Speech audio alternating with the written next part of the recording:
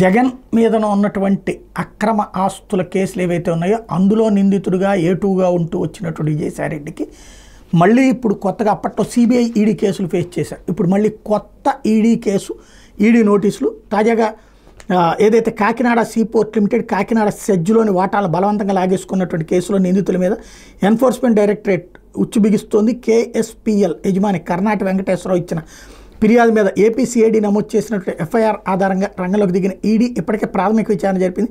భారీగా money laundering జరిగినట్టు గుర్తించింది. దాని ఆధారంగా మనీ లాండరింగ్ నిరోధక చట్టం కింద అభియోగాలు మోపి ఎన్ఫోర్స్మెంట్ కేస్ ఇన్ఫర్మేషన్ రిపోర్ట్ నమోదు చేసింది. కేసులో నిందితులైన వైకాపా ఎంపీ వైవి సుబ్బారెడ్డి తనయుడు విక్రాంత్ రెడ్డి, వైకాపా ఎంపీ విజయసాయిరెడ్డి, ఆయన అల్లుడి సోదరుడు అరబిందో సంస్థ యజమాని పెనక శరత్చంద్రారెడ్డి, విజయసాయిరెడ్డి నామినీ సంస్థగా పేరొందినటువంటి పీకేఎఫ్ శ్రీధర్ అండ్ సంతానం ఎల్ఎల్పీ ప్రతినిధులను ఈడీ ఇటీవల నోటీసులు జారీ చేసింది. విచారణకు హాజరు కావాలని ఆదేశించింది. అయితే పార్లమెంట్ సమావేశాలు ఉన్నటువంటి సందర్భంగా నేను సమావేశాలు అయ్యాక అటెండ్ అవుతానని విజయసాయిరెడ్డి చెప్పారు. వాస్తవంగా ఇందులో స్పెషల్ ఏంటంటే వీళ్ళకి మధ్యన ఒక అండర్స్టాండింగ్ ఉంటుంది. ఒకళ్ళు ఒక టాపిక్లో ఏలు పెడతారు, రెండో వాళ్ళు ఏలు పెట్టరు. విక్రాంత్ రెడ్డి చూసుంటే విజయసాయిరెడ్డి ఏలు పెట్టరు, విజయసాయిరెడ్డి చూసుంటే విక్రాంత్ రెడ్డి ఏలు పెట్టరు, నాకున్న అవగాహన మేరకు అయితే. కాబట్టి ఇది ఈడీ విచారణ ఎక్కడ దాకా వెళ్తుందో చూడాలి.